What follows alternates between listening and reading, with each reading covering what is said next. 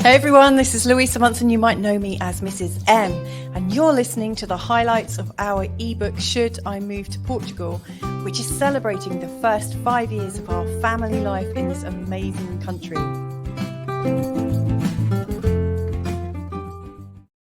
Hey, thank you, Mrs. M. I think we've just about completed our first week, haven't we, of Should I Move to Portugal? Today, a very, very important chapter heading. Okay, so let's take a look at that.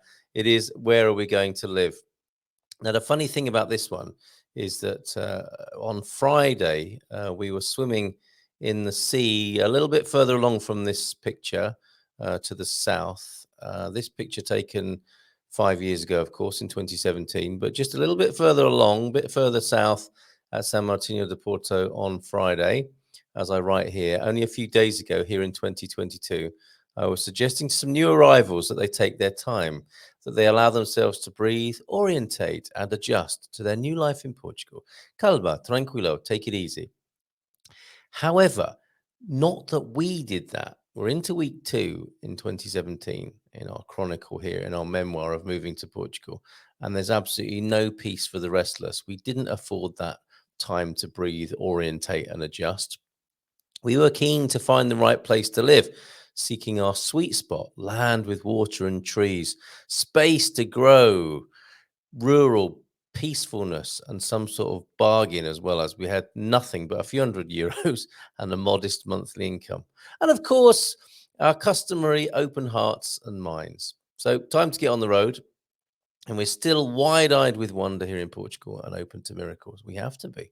On our itinerary at Coimbra, Tábua, of course, if you remember, the first place that I visited in 2007, and an amazing campsite near Oliveira do Hospital. Now, this campsite, Toca da Raposa, which is the campsite of the fox, isn't it, Raposa, epitomized the expat vibe, and I dare say still epitomizes the expat vibe of central Portugal. Our Dutch hosts welcomed easygoing blow-ins from all over the world amid jumper-sucking stray kittens. It's so weird. My little lad, who must have been, about 5 at the time, had a little stray kitten nuzzling up to him, and I think maybe parted too quickly from its mother. It was sucking on the wool on his jumper. There was a massive friendly dog there that we called Dave. And this place blended together a sense of the Serra da Estrela wildness with appropriated calm hospitality. The Dutch owners there, I think they were Dutch, certainly had a sense of Portuguese hospitality.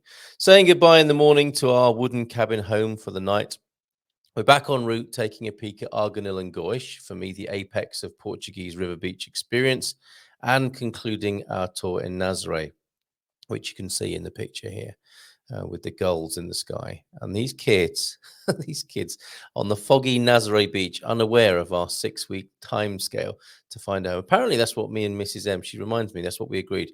We would find somewhere to live within 6 weeks. We've taken a rental out, of course, and we're on the road to find somewhere to live. And there are a few plot twists in that, so stay tuned for those. But we found this beautiful Tashka, family-run Tashka, on the back streets of Nazaré.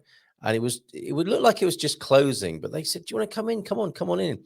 And there's a lovely waitress there. She was learning to be, or studying to be, a lawyer, I think, doing law in Lisbon. Lovely family, 3 generations as far as I recall. And we had our first grilled sardines and bacalhau base dish there.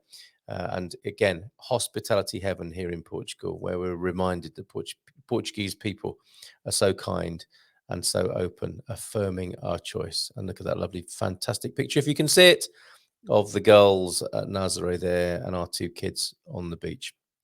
Okay, we're concluding there, I think, our first week of readings.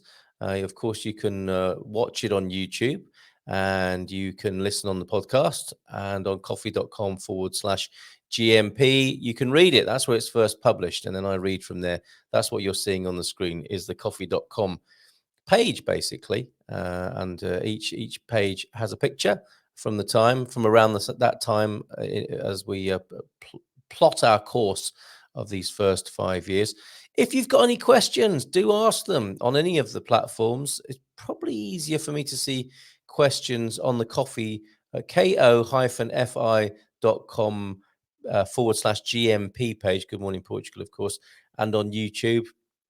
On Spreaker, where I host the podcast, there's certainly a comment box, but you know where we are on social media as well, and you also know where we are, goodmorningportugal.com, if you want some help yourself in moving to Portugal. So do, if you're stimulated to ask a question, inspired to ask a question, or even make some sort of comment, love the feedback, do let us know.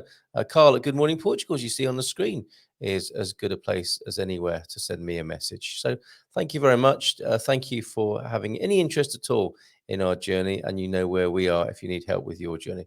If I'm looking a little disheveled, it's because I spent another lovely day in the garden this wonderful Sunday, tidying up the garden, going into autumn and winter, and getting ready. Getting ready for the cooler weather and tidying up the garden a little bit. But it's been lovely here in San Martinho de Porto on the Silver Coast, where we've ended up, at least for now. Bye. So we hope you're enjoying listening to our adventures. Don't forget that Good Morning Portugal is all about helping you to feel at home in Portugal.